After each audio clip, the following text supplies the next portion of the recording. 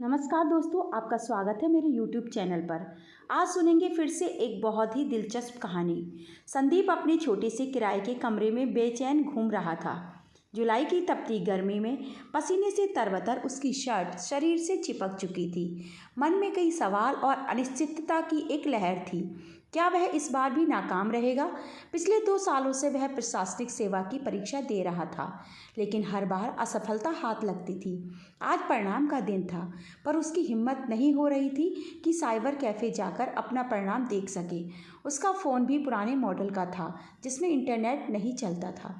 उसकी ज़िंदगी में स्नेहा नाम की एक लड़की थी, जो उसके मकान मालिक की बेटी थी।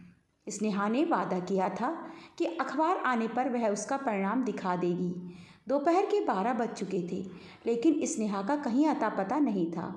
संदीप और स्नेहा पिछले कई सालों से एक दूसरे को पसंद करते थे। स्नेहा उसे हमेशा प्रेरित करती रहती थी, चाहे पढ़ाई के लिए केरोसिन देना हो, खाना खिलाना हो या अपनी छोटी सी बालियाँ बेचकर उसकी किताबें खरीदवाना। स्नेहा हर तरह से उसका साथ देती। संदीप भी उसके प्रति गहरी भावनाएं रखता था। अचानक दरवाजे पर दस्तखत हुई। उत्सुकता से दरवाज़ा खोला तो स्नेहा खड़ी थी। पसीने से उसका चेहरा लाल था। वह हाँफती हुई आई और अखबार का टुकड़ा थमा दिया। संदीप ने देखा कि पीले मार्कर से उसका रोल नंबर सफल उम्मीदवारों की सूची में दर्ज था। उसे यकीन नहीं हुआ कि आखिरकार वह सफल हो गया था। स्नेहा मुस्कुराते हुए बोली, अब तो मिठाई बनती है। संदीप ने भावुक होकर उसका हाथ थाम लिया। तुम्हारे बिना शायद मैं ये मुकाम नहीं पा सकता था। स्नेहा ने हल्की सी मुस्कान देकर उसका हाथ धीरे से छुड़ाया और बाहर चली गई। संदीप की खुशी का ठिकाना नहीं था।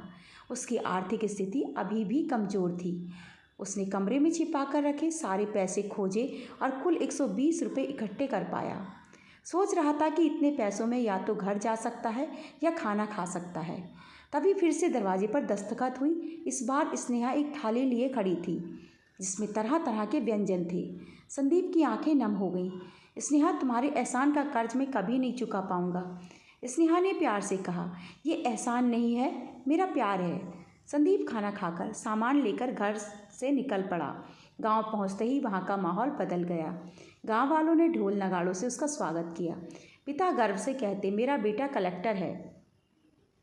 कुछ दिनों बाद ट्रेनिंग का बुलावा आ गया। ट्रेनिंग पूरी हुई और पोस्टिंग मिलते ही संदीप पहली फुर्सत में स्नेहा से मिलने इलाहाबाद पहुंचा। बाबूजी उसे देखकर भावुक हो गए। संदीप ने स्नेहा के बारे में पूछा तो बाबूजी के चेहरे पर उदासी छा गई।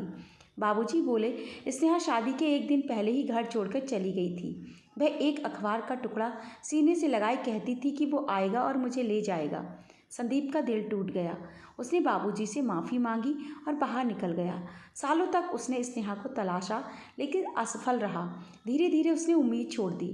एक दिन उसके बचपन के दोस्त अमर ने उसे बिहार बुलाया ताकि उसका मन हल्का हो सके। संदीप वहां पहुंचा। अमर की पत्नी चाय लेकर आई। तभी रसोई से कुछ गिरने की आवाज़ आई। अमर की पत्नी ने आवाज़ लगाई, स्नेहा संभाल के। संदीप के दिल की धड़कन बढ़ गई। वह तुरंत रसोई में पहुंचा। स्नेहा आंसू पोंछते हुए बर्तन समेट रही थी। संदीप ने धीमे स्वर में पुकारा। स्नेहा ने नज़र उठाई और उसे देखते ही आंखों में खुशी के आंसू छलक आए। दोनों की मोहब्बत ने आखिरकार वक्त की हर बाधा पार कर ली थी। दोस्तों, ये थी बहुत ही इमोशनल कहानी। आपको कैसी लगी कमेंट करके मुझे ज़रूर बताएं। क्या आप भी इसी तरह की कहानियाँ सुनना पसंद करते हैं? ये भी मुझे कमेंट करके ज़रूर बताइएगा। और इसी तरह की कहानियों के लिए मेरे चैनल को सब्सक्राइब कर लीजिए। वीडियो को लाइक और शेयर भी ज़रूर कीजिएगा। कहानी सुनने के लिए आपका बहुत बहुत धन्यवाद।